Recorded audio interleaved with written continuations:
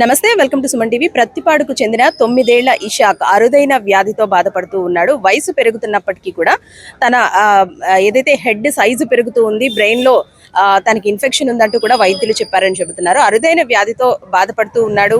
కుటుంబ పోషణ కూడా వీళ్ళకి కష్టంగా ఉందంటూ కూడా ఆవేదన వ్యక్తం చేస్తున్నారు. సదరన్ సర్టిఫికేట్ లో 75% డిజేబిలిటీ ఉన్నప్పటికీ కూడా ఎటువంటి పింఛను కూడా అందడం లేదని ఆవేదన వ్యక్తం చేస్తున్నారు. ఈ రోజు కలెక్టరేట్ కి అర్జీ ఇచ్చేందుకు కూడా ఇక్కడికి చేరుకున్నారు. అసలు ఏం జరుగుతుంది ఏంటి తెలుసుకుందాం.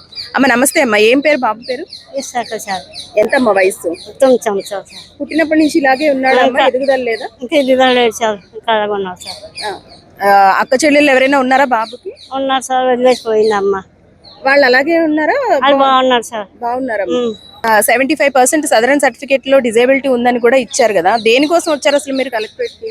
పెళ్లి చెప్తారని అమ్మగారు వచ్చాం, పెన్షన్ పెట్టుకుందామని. ఇప్పుడు దాకా రాలేదు, రాలేదు పెట్టుకున్నాం కానీ ఎక్కడ రాలేదు. వదిలేస్తున్నారు సాయంత్రం పట్టుకెళ్ళి వస్తుందని ఇక్కడికి రప్పించుకున్నాను, వచ్చాను సార్. తల్లిదండ్రులు ఎవరు లేరా అమ్మ బాబుకి? మీరు వచ్చారు, ఏమవుతారు మీరు?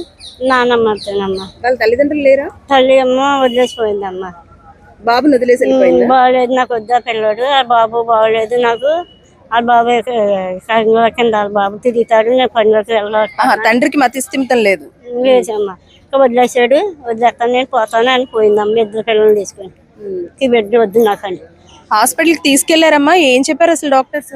దాంట్లో అండి డబ్బులు ఎక్కువ అవుతాయి అన్నారు. మేము చేయించలేక ఒప్పులేక వదిలేసాము. ఫస్ట్ నుంచి కూడా ఇంకా ట్రీట్మెంట్ చేయించలేదు? చేయించడం మానేసాము, వదిలేసాము. ఎలాగైతే అలాగవుతుంది అని వదిలేసాము. ఏమవుతారమ్మా మీరు?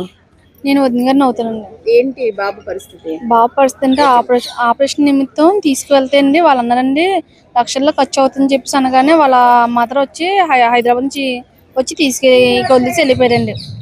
వెళ్ళిపోయే బాబుకి ఇలా ఉందని ఇంకా తల్లి కూడా వదిలేసిందండి. వాళ్ళ నాన్నగారు కూడా ఇంకా మతిస్థిమితం లేకుండా ఉన్నారు.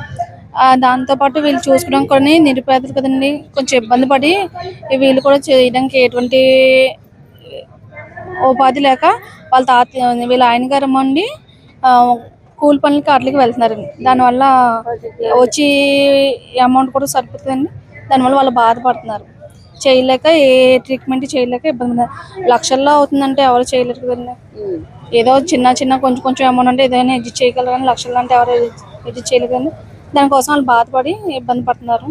వాళ్ళకి ఏమైనా పింఛనే వస్తుందేమని చెప్పి ఇలాగా కలెక్టరేట్కి వచ్చాను. ఈ బాబు కన్నా ముందు ఇంకో 2 పిల్లలు ఉన్నారు అంటున్నారు కదా, వాళ్ళు బానే ఉన్నారా అమ్మా? వాళ్ళు బాగానే ఉన్నారండి. ఈ బాబుకి ఇలా ఉంది? ఈ బాబుకి ఇలా ఉందండి. ఈ బాబు విషయంలో ఆవిడ ఈ అబ్బాయిని వదిలేసి ఉన్న 2 తీసుకుని వెళ్ళిపోయిందండి. అంటే చూపించారు కదా ఈ బాబుకి ఆల్రెడీ హాస్పిటల్లో. ఏమైనా మెడికేషన్ ఏమైనా మందులు వాడుతున్నారు ఈ అబ్బాయికి? అబ్బాయికి ఏమైనా హెడేక్ వచ్చినా ఒక్కోసారి కోల్డ్ వచ్చినా మెడిసిన్ వాడతారు. ఏం ఇబ్బంది ఉంటదమ్మా ఎక్కువ? అంటే బాగా వెయిట్ కూడా, హెడ్ వెయిట్ కూడా పెరిగి ఉండడం వల్ల ఎక్కువ తను నడిచినా పరిగెట్టినా ఒకేసారి సడన్ గా పడిపోవడం, అలా కూర్చున్న బరువుతో వెనక్కి పడిపోవడం, అది వెనక్కి కానీ ముందుకు కానీ పడిపోవడం, అది అలా జరుగుతుంది. స్కూల్కి వెళ్తాడు. స్కూల్లోనే మేడం గారు జాగ్రత్తగా చూసుకుంటారండి. మాట్లాడతాడు? మాట్లాడతాడండి. డైలీ తన పనులు తాను చేసుకుంటాడా? చేసుకుంటాడు. దేనికి వచ్చారమ్మా కలెక్టరేట్ కి ఇప్పుడు? అదే పింఛనీ కోసం వచ్చామండి. దానికోసం ఇప్పటి వరకు లేదండి. ఏమంటే ఇంకా ఏదో పేపర్ తక్కువైంది అని చెప్పేసి వాళ్ళు కింద ఉన్న వాళ్ళందరూ ఇబ్బంది పెడుతున్నారు. వాళ్ళు అంటే వాళ్ళ మదర్ని రమ్మంటున్నారండి. వాళ్ళ మదర్ అమ్మ రాలేండి. ఆవిడ ఎక్కడున్నారో కూడా తెలియదు అండి. ఎందుకని అదే ఇబ్బంది అయిపోయింది. మీ వారే ఇప్పుడు బాబుని చూసుకుంటున్నారా? అలాగే చూసుకుంటున్నాం. మీరు నానమ్మ తాతయ్య అవుతారు? తాతయ్య నానమ్మ అవుతున్నాం. తండ్రి పరిస్థితి కూడా బాగాలేదు. తండ్రి నేనే చూసుకుంటున్నాను. మీకు పింఛన్ వస్తుందా? నాకు గారు మాత్రం వస్తుందమ్మా. మీ వారికి వస్తుంది? ఏం చేస్తారమ్మా మీ వారు? అది ఆహారం పథకానికి పని ఉంటే చిన్న పని ఉంటే ఒప్పుకున్నాను, వెళ్తారు. లేకపోతే లేదమ్మా, అంతే. ఆ పింఛన్ వాళ్ళ బాధ్యత 5 మరి బాబుని చూసుకోవడం ఈ వయసులో మీకు కష్టంగా ఉంటది కదా, ఏం చెప్తారు? ఇంకేం చెప్పం, కళ చూసుకొని తప్పలేదమ్మా. వదిలేద్దాం అంటే ఎక్కడ వదిలేనమ్మా, అలా వదిలేసిపోయింది. ఇక్కడ బదులేక అలా పంచుతున్నాను, నేనే పెంచుతున్నానమ్మా. వాళ్ళ తండ్రిని కూడా మీరే చూసుకుంటున్నామ్మా. ఆ తండ్రి కూడా నేనే చూస్తున్నాను, బిడ్డని నేనే చూసుకుంటున్నానమ్మా. ఎక్కడి నుంచి వచ్చారమ్మా మీరు? కొత్తపూడి దాటండి, లంపాల రౌతుపాలెం అంటారమ్మా. రౌతుపాలెం మాది. అక్కడి నుంచి వచ్చామమ్మా. ఈ బిడ్డ పెన్షన్ పెట్టుకుందామని వచ్చామమ్మా. అది చూసారు కదండి, తిన వయసు అయితే 9 సంవత్సరాలు. వయసు పెరుగుతుంది కానీ మనిషి అయితే పెరగడం లేదు. అలాగే తల బరువు పెరిగిపోతుంది. మనం చూసుకోవచ్చు ఈ అబ్బాయి హెడ్ విపరీతంగా పెరిగిపోతుంది. దీంతో హాస్పిటల్ కి తీసుకువెళ్తే లక్షల్లో వైద్యానికి ఖర్చు అవుతుంది అంటూ కూడా వైద్యులు చెప్పారంటూ కూడా చెబుతూ ఉన్నారు. అయితే ఈ బాబు పరిస్థితి ఇలా ఉండడంతో తల్లి కూడా వదిలేసి వెళ్లిపోయింది. తండ్రి కూడా మతిస్థిమితం కోల్పోయాడు.